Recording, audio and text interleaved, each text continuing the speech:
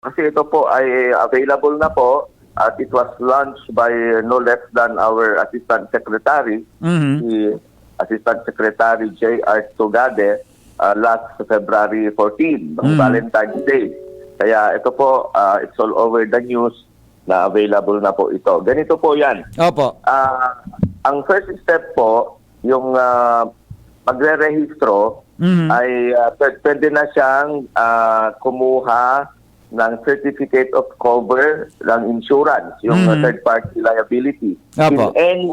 In any insurance company, pwede po. Ayan. Yeah. Kasi po, pag yung mga insurance company po na yan ay meron ng interconnectivity sa Land Transportation Office. Pag Opo. bumili sila, uploaded na sa system ng Land Transportation Office. Okay. So, pumili po sila, ina-advise po namin, doon sila sa may opisina, na nag-i-insurance. Opo. Hindi lang Opo.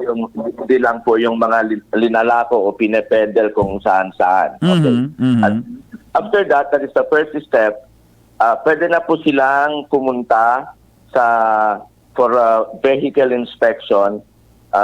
Available po yan sa mga private motor vehicle inspection centers. Okay. Yan. Dito po sa Bicol, 5 po yan. All over the Philippines, sa 101, more or less.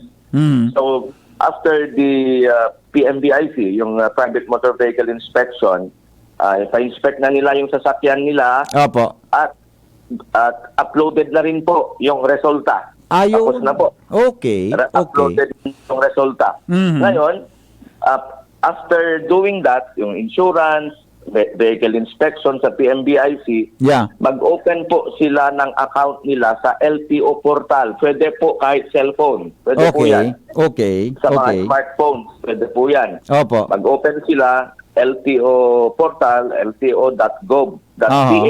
Opo. LTO portal, mag-open sila ng account nila. Ayan.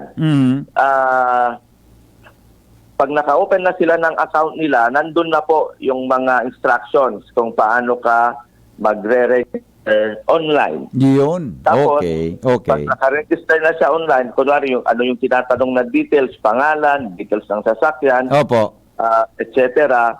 At pwede na rin silang magbayad online through GCash Okay. Okay. o kaya e-wallet. Pwede po yan. GCash o e-wallet. Pwede Opo. na po yan. Opo. Pag nakabayad na po sila, mismo sa portal, meron na silang mare-receive na printable na resibo. Ayun. Mismo sa portal. Okay. At pwede rin sa mismong GCash mismo o e-wallet. Yan, e-wallet. Yeah. Ay pwede na rin silang meron na rin silang makukuha doon na electronic receipt. Opo. So that's it. Kumbaga po 10 minutes or less. Oo. Tapos na ang registration. Hindi ka na pupunta sa opisina Yeah. at pumila pa sa Land Transportation Office.